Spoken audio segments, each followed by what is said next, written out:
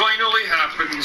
After months of speculation, leaks, arguments, debates, rumours, conjugation, and constipation, I finally made the trip on a rainy December night to my local cinema to experience the rise of Skywalker. The concluding part of the 40-year Skywalker saga, the resolution to the plot threads that have gripped absolutely no one since The Force Awakens, the desperate attempt to undo the nightmare of The Last Jedi, and the last chance to redeem Disney Star Wars in the eyes of the fandom. Never has so much rested on the shoulders of one movie. Never has the entire entertainment world held its breath in collective anticipation. But does it succeed in this most Herculean of tasks?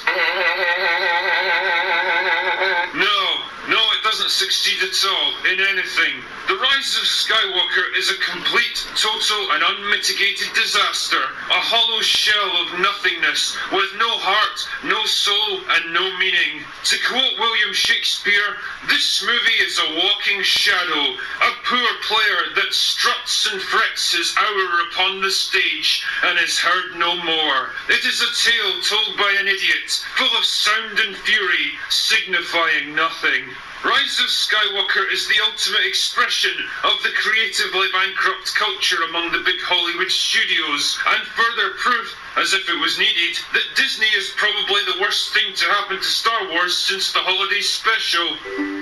We celebrate a day of peace. Make it stop.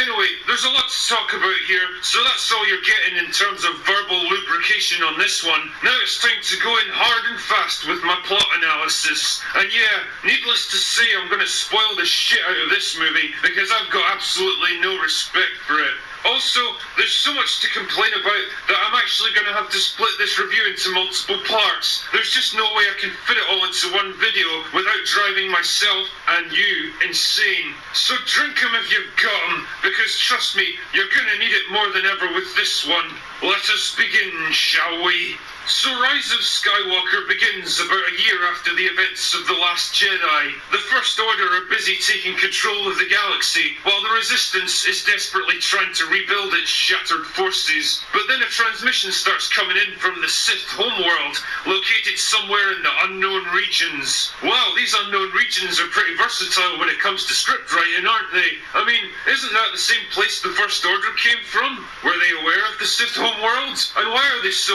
unknown? Why has no attempt been made to explore them? It's like a box, you see. A box filled with mysteries. Anyway, the transmission is coming from Emperor Palpatine himself. You remember him, don't you? The guy who got blasted with his own force lightning and thrown down an elevator shaft into the core of an exploding Death Star. Now, you might think that would be bad news for most people, but the script is like, nah, it'll be fine. He's still alive. So everything that happened in Return of the Jedi has been rendered invalid. Vader's sacrifice, Luke's defiant last stand, it's all gone now. Fuck off, film. In fact, on that subject, we're gonna play a little game here. Every time I describe something in this plot that sounds totally incongruous or contrived or just plain dumb, take a shot with me, and we'll see how many of us make it to the end of the review. Anyway, Kylo Ren is mad about this new development because he's the supreme leader now, and he's not up for sharing. So he goes to a place and kills a bunch of people so he can get hold of a MacGuffin called a Wayfinder, one of only two in existence, which points the way to the Sith homeworld of Exegol. Because apparently it's really hard to find, and you need a Wayfinder to find the way. However, this does bring up a number of questions for me, like, who constructed these devices, and for what purpose? Why would you want to show the way to a secret world? If Exegol is the Sith homeworld, wouldn't there be literally millions of people who know the way there by now? Is it possible to duplicate the Wayfinders? They seem to be technological rather than magical in nature, so I assume there's nothing too special about them. Why aren't there more of them? If you need to physically take the Wayfinder with you, and there's only two of them, does that mean that only two people can ever go to Exegol? And how did Palpatine get to Exegol without a Wayfinder device of his own? Writing is hard, isn't it, JJ?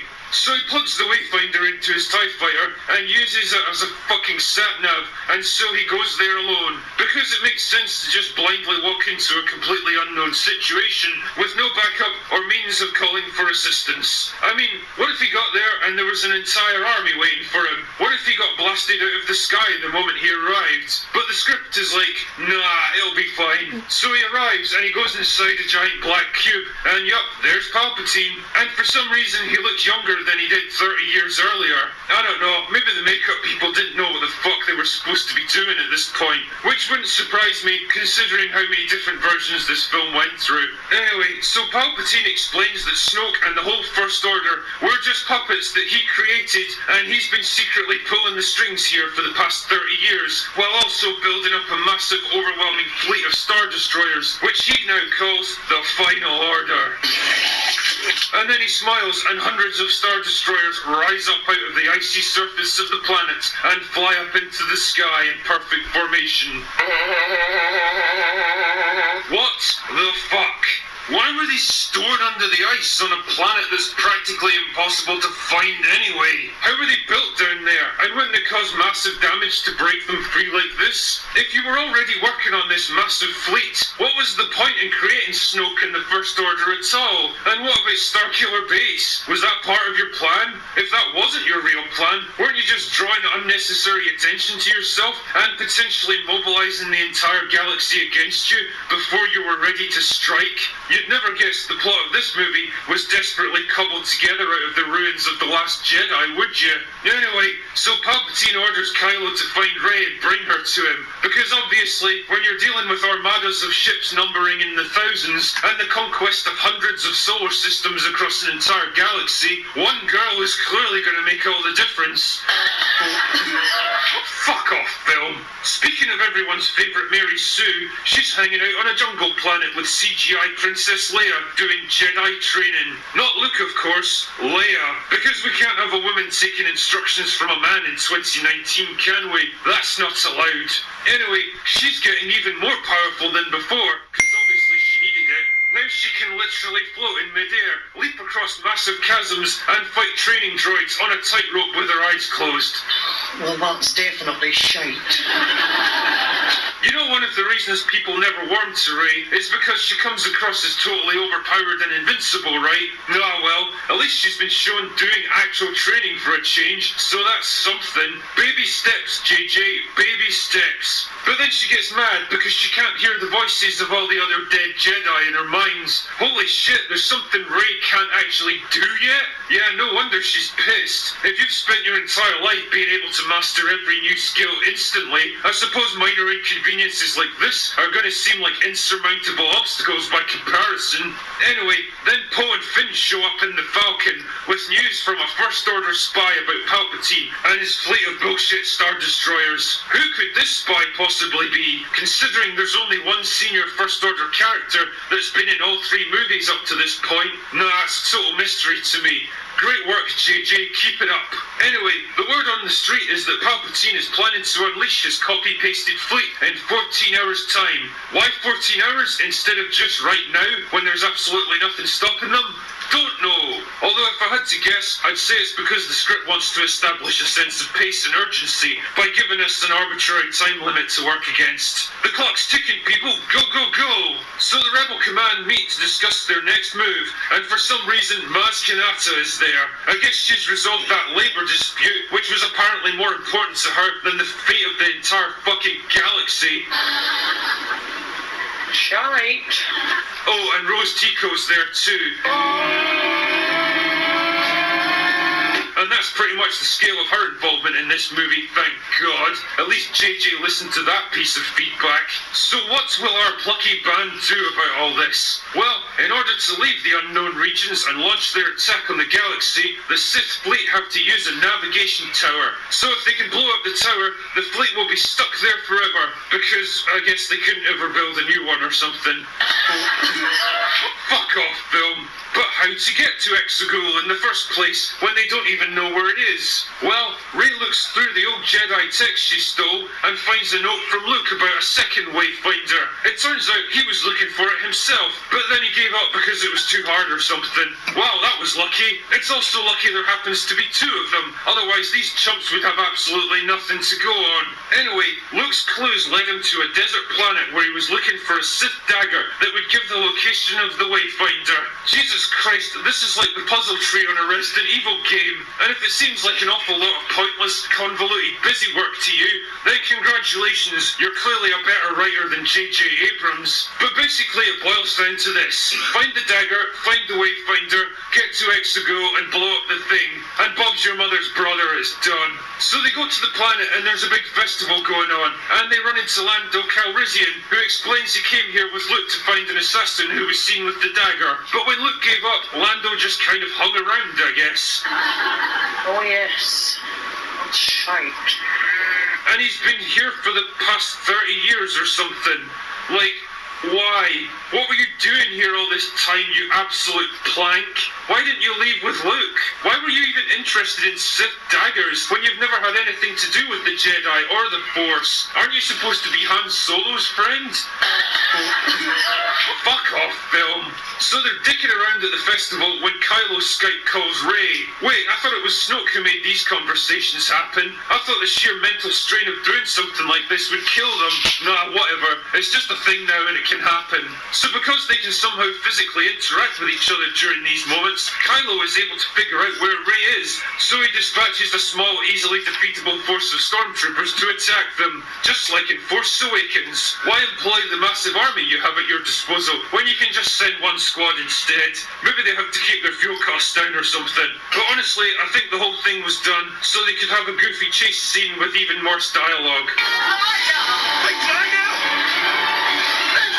Yes, they fly now, you dick. They've been doing it for decades, in fact. So anyway, they blow up the troopers, but then they land in a patch of quicksand, and they all get sucked down to their deaths. And with no one left to stand in their way, the Sith end up conquering the entire galaxy. Nah, just kidding. Instead, they somehow fall into an underground tunnel beneath the sand. Wait, what? How can you fall through sand into a tunnel which is beneath the sand? Wouldn't the sand collapse on the tunnel because there's nothing to hold it up? Because if there was something to hold it up, then you wouldn't be able to fall through it. Honestly, this movie is fuel for 1,000 hours of EFAP. Then they run into a giant snake monster that looks like it wants to eat them, but it turns out it's just injured or something. So Rey uses the Force to heal its wounds and off it goes. Oh yeah, you can trade your life force to heal injuries now. That's a thing which can happen. Keep it in mind because it will be important later. So they find the bullshit dagger that'll lead them to the bullshit wayfinder that'll point the way to the bullshit navigation tower. But oh no, the directions are inscribed with Sith language, and only C-3PO can read it because language is his thing, I guess. But his programming won't allow him to do it. What is this thing, the Ring of Sauron or something? Oh yes, that's shite. So the only way to get around this problem is to go to yet another planet where a guy can do a thing so that 3PO can read the dagger.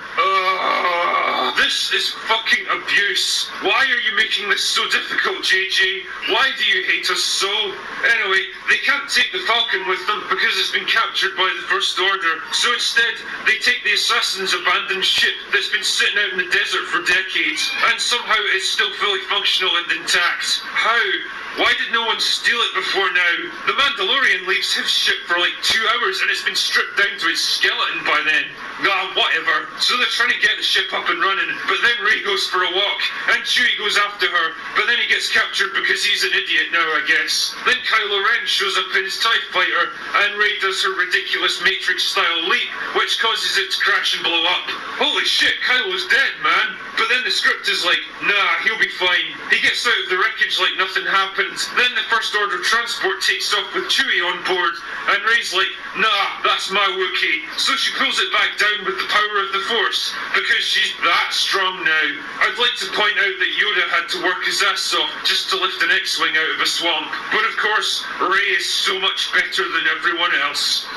Yeah, I think I can smell shite. But then Kylo gets involved too, and they have a fucking tug-of-war over this ship. And honestly, it was visually one of the most farcical things I've ever seen. It's like when they were fighting over Luke's lightsaber, but bigger. Because bigger is better, isn't it, Gigi? Then Rey gets mad and shoots it with Force lightning, and it blows up. Holy shit, Chewie's dead, man. Also, where have we seen this kind of ability before? So anyway, they run away, and Rey's sad because she killed Chewie, and she's like, I'm an asshole. And I was like,